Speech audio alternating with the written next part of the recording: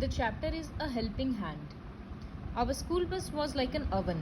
With the summer heat bothering all of us, the bus halted at the signal. School bus एक oven के जैसे गर्म हो गया था. इतना गर्मी लग रहा था सबको क्योंकि वो समर सीजन था.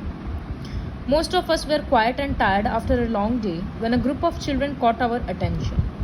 बस के अंदर सारे बच्चे थके हुए थे क्योंकि इतना गर्मी था और इतना लंबा दिन था.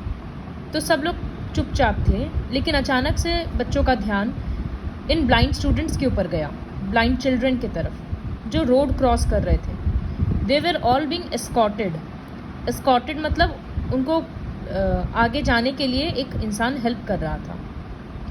We realise that they were coming out of a municipal corporation school. वो लोग एक स्कूल से बाहर आ रहे थे. We showed the group to our teacher in charge in the bus. She told us that those students attended some classes there.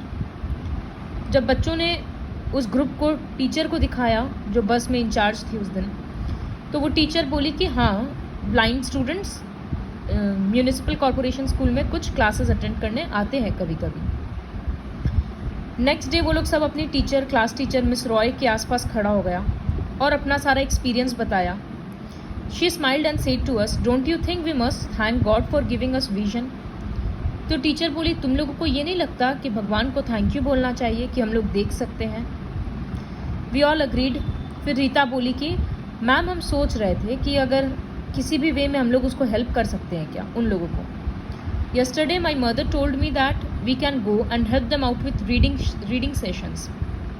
Rita की mummy उसको समझाई कि पढ़ने में हम लोग उन लोगों को हेल्प कर सकते हैं, पढ़ कर दे सकते हैं तो वो लोग सुनेंगे स्टोरी. क्योंकि विजुअली इम्पेयर्ड पीपल को पढ़ने में बहुत मतलब ऑब्वियसली वो लोग पढ़ नहीं सकते हैं. राहुल बोला कि मेरे पापा बोल रहे थे कि ब्रेल सिस्टम में बुक्स तो है. ब्रेल मतलब वो रेज्ड डॉट्स के फॉर्म में होता है ना, ब्लाइंड स्टूडेंट्स उसको टच कर करके पढ़ते हैं. तो वैसे बुक्स तो प्रिंट होता है, लेकिन उस तरह की बुक्स का हमेशा कमी ही होता है. तो इस वजह से बच्चों को, ब्लाइंड स्टूडेंट्स को दूसरों पर डिपेंडेंट होना ही पड़ता है कि कोई उनको पढ़ के सुनाए और समझाए. मिस रॉय को बहुत खुशी हुआ कि उसके क्लास में बच्चे इस तरह से इतना अच्छा काम करने का सोच रहे हैं. तो वो सबसे पूछी कि क्या तुम सबको हेल्प करना है? सारे बच्चे साथ में, कोरस मतलब साथ में, बोले कि हाँ हेल्प करना है. Miss Roy said, I will see what I can do. The class was buzzing with planning and discussions. Sachin said, Since yesterday I have been thinking about them. कल से हम उन लोगों के बारे में सोच रहे हैं.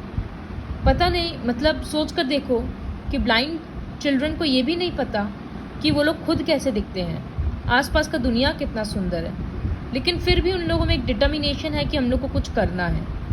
तो ये कितना बड़ा बात है.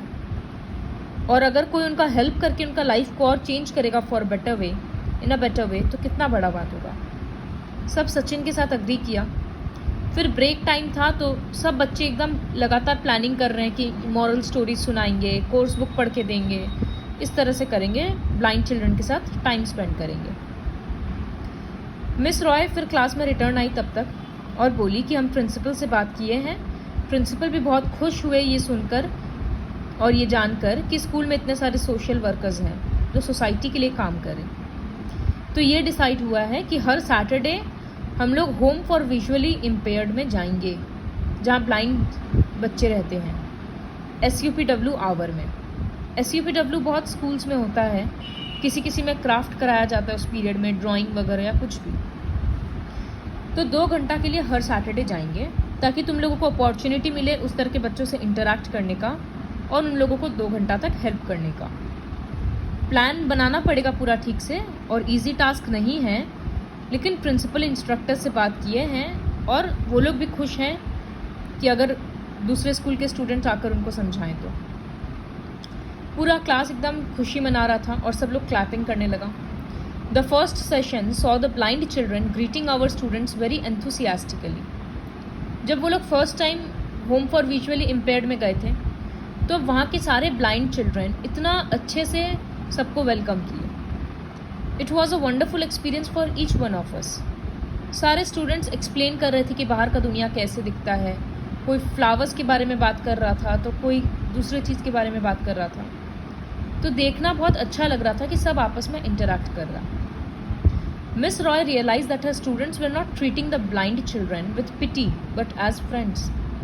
हम लोग SST में भी पढ़े हैं ये चीज़ कि ब्लाइंड या किसी भी फिजिकली चैलेंज्ड चिल्ड्रन को दया दिखाते वक्त बात नहीं करना चाहिए कि दया आ रहा है उसके ऊपर, एक फ्रेंड के जैसे, एक नॉर्मल इंसान के जैसे बात करो। तो ये छोटे बच्चे वही कर रहे थे, अपना फ्रेंड मानकर बात कर रहे थे। वो लोग फ्रेंड के जैसे हर सैटरडे मिलते जुलते बात करते, कभी पढ़ाते, कभी साथ में गेम खेलते थे। और टीचर को देखकर ये भी बहुत अच्छा लगा कि बच्चे समझाने के लिए मॉडल्स भी बना रहे हैं। जैसे मोना पूरा डाइजेस्टिव सिस्टम बनाई क्ले से, ताकि बच्चे टच करके फील कर सकें कि एक एक ऑर्गन्स कैसा होता है, तब जाकर उनको फंक्शन याद करने में ईजी होगा।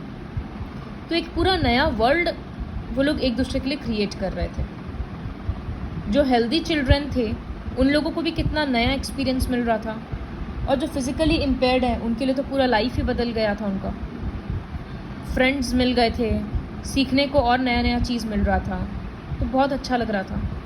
Each one was enriching the world of another constantly. Give and tech system था, कुछ दे रहे थे, कुछ मिल रहा था।